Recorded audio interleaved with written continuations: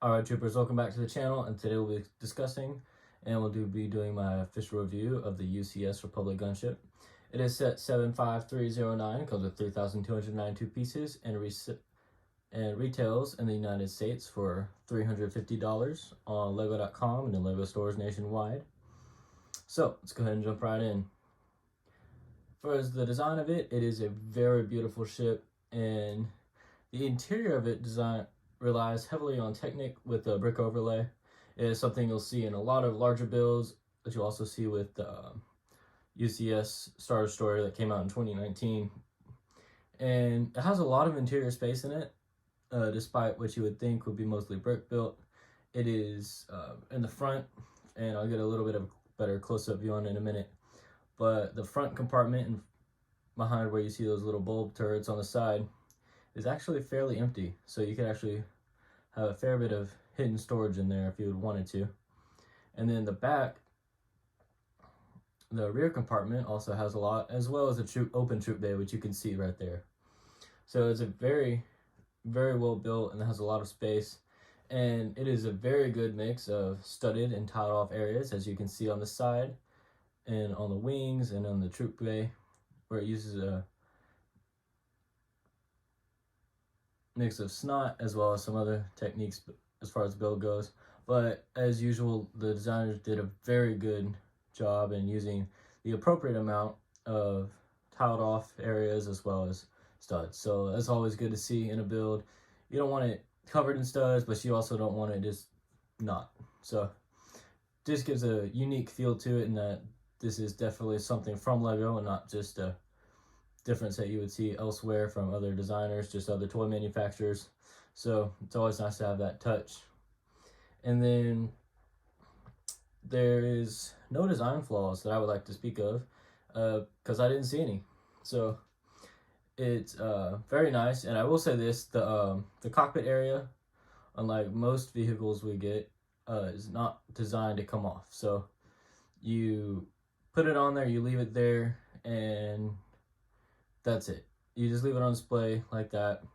And there are some play features, which we'll get to in a minute, but this is a UCS jet, so it's not really meant to be picked up or played with a lot. And it fits very well into the category it's in, of put it on display and admire it from a distance. And it is just an amazing set, which we'll get to more detail in a minute. All right, and even though this is not a play set, it does have some play features in it, and the first of which we'll be discussing are these ball turrets right here. They can move side to side, and you can even open them up and then put them back down if you want. However, if you do open it up and down too much, like I appear to have done, the connecting pieces on the back do come off. So just something to be aware of when you're playing with it, if that is something you want to do. But as I've said before, this is really designed to be built to, and then put on a shelf. And then as you can see, it just already snapped back on. So that's that. And the next thing we'll go ahead and do is these cargo bay doors, which would be a little surprising there. That is the cargo space I was talking about a little bit about earlier. And no, lighting isn't too good on that. So let me go ahead and try to get that. And perfect. It's not the best, but you can still see a little bit in there. That the lighting is definitely that is definitely enough room to put that 501st ATRT in there from the 501st Battle Pack. And that's something that's pretty cool. It's not something that you'll see in all UCS sets. There's space to do what it's designed, because as shown in the movies and stuff, but that is something cool. And then these do move back and forth on both sides. Here's the out position versus the in position.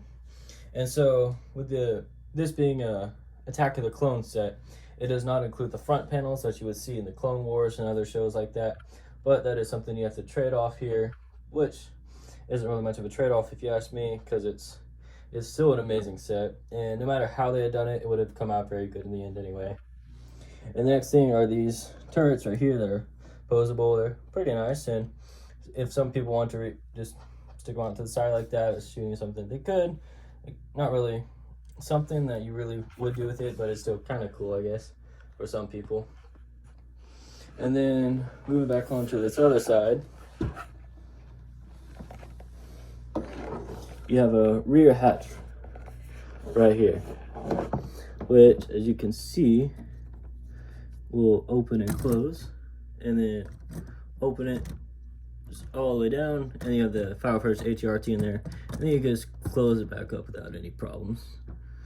All right, and then moving on to the top here real quick, you have these missile silo thingies, and they're connected in a piece right up here in the build that when you rotate one, it rotates the other. And they do go in the opposite direction of each other, so if you twist them like that, you can see how they act versus when you move them the other way. So that's pretty cool. And yeah, this is not a play set, just once again repeat that, but it does have some play features.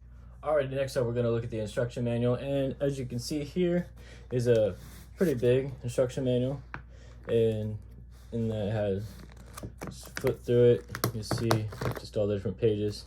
And if you look open to the front here, you see just different things about the contest, the vote right here, you see right here, and then some different things about the designers, and just has some other cool information about the gunship.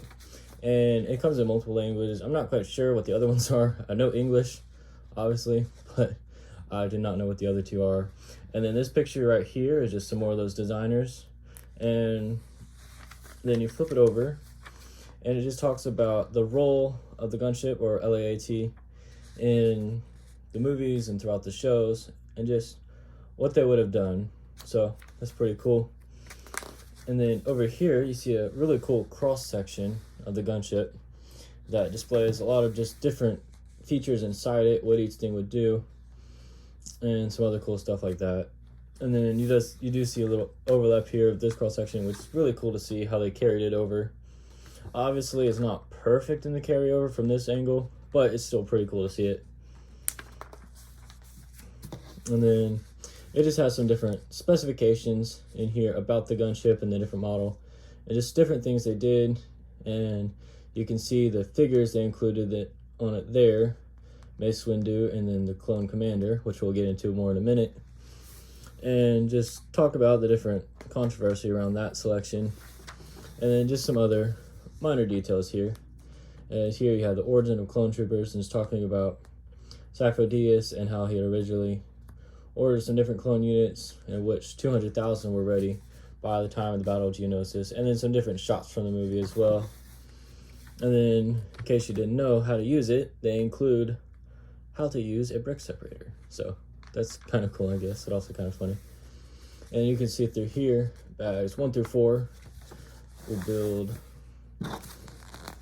you this top part of the build right there. 5 through 8 will build you that.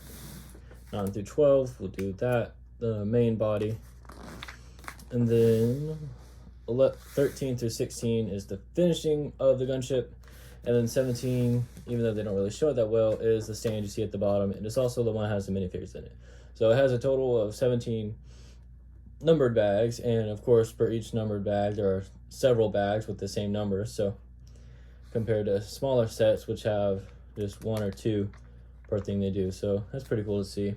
And there is some things in it, like on page 267 is a really good example of something that was very unfortunate. Something had misaligned in the printer and ended up ripping part of the page. So this top part right here did not get cut right, and it was connected to a page in the back to where when you try to open it at the bottom, these top parts just stuck together. And so when I tried to disconnect it, it did tear that right there a little bit, which if you look at the bottom, you see the page number right there compared to the page number on this side right here, which is more in a more normal location on the page. So that was a little bit annoying. And there's something else that we had in it where the printing piece of it actually messed up. And you can see, if I can get it up here, this right here, to where the printer just printed an excess of blue for some reason. And then you also see the gray is a little discolored right there on the piece. But it is some product quality control things they had with the instructions. And then that's about it. And then at the back, as usual, it has the different piece allocations and all that stuff. So that's pretty cool. And then here you can see some of the final steps of the stand. So that's pretty neat. But overall, it's pretty good instructions, very thorough, very accurate to what the model does, and it shows every step as usual in a very good way and in the proper angles. So that's always nice. All right, moving on to the minifigures now. We have Mace Windu right over here, looking good with his purple lightsaber. And then over on the right side here, we have the Clone Commander and his yellow markings, although the Lego designer team will very much try to influence you and tell you that is not the Lego Commander, that is a clone gunship pilot. Because apparently all the real invested Star Wars fans remember from the Attack of the Clones is seeing a yellow clone who piloted the gunship. And there was no differentiation between that and the Clone Commander. So a little frustrating there that they once again blatantly speak out against how intelligent or otherwise impaired their fans are. So go ahead and look at these in a little bit more detail and talk about them a little bit.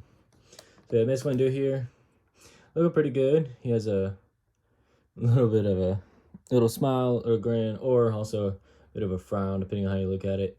He has no print on the back as he is bald, and that would not make a very good thing to have a face up here and then a face behind him. It'd be kind of weird for troop morale to see what happened if they had face looking at him at all times, no matter which side of the commander they were on. And you see here his torso print and his leg prints look very good. And however, there's no arm printing and no side printing or anything like that. And then on the back, his torso has a print on the back, but not his legs. So not really too big of a deal in my opinion, but it is something that some people will not appreciate about this set. And then moving on to the Clone Commander over here, we have him. And I did look at the helmet, and the helmet does look identical to the 2013 phase ones. So that's something cool, I guess. And if you take his helmet off, you'll see he has the same face as the ones they gave the clones in the Power Force Battle Pack, which really makes sense. I mean, it's kind of standard that they'll use on all clones for a little bit at least, hopefully. And you can see here he has some pretty nice printing on his helmet, and then on his torso and his legs, and also has no arm printing, but he does have, instead of white arms, he has yellow arms, which is kind of cool. Some people won't really care that much. And then his waist does not have printing, unlike the Mace Windu figure, but instead of that, they got his toe printing, so that's cool, I guess. And so, for those of you that remember it, the UCS Gunship is actually something they did for a fan vote to see out of 3 different sets, in which they also asked which minifigure that fans would like to see in the set that won. Which, from what we know, Jedi Bob, which was just a generic Jedi seen in one of the earlier gunships, a playset version, and then the other one that won out was a Phase 2 Commander Cody, which some people say the reports indicate that Phase 2 Commander Cody was initially supposed to be in the General Grievous Starfighter from the summer 2020 wave lineup, in which he was allegedly taken out to be included in this set, which he is obviously not, as the only 2 figures that came in the set are the ones you see in front of you. And so that's a little frustrating thing from some of the fans, but this is what we got. So for what we got, they're pretty good figures, definitely collectible on some aspect, especially for people like myself trying to create a Phase 1 army. As a commander would definitely be a key part of that army. So it's not what we wanted, but it is very good nonetheless. Just moving on to some final thoughts here.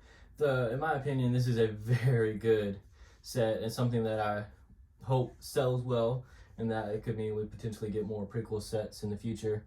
And it is, and for whatever reason you buy it, I definitely suggest doing so.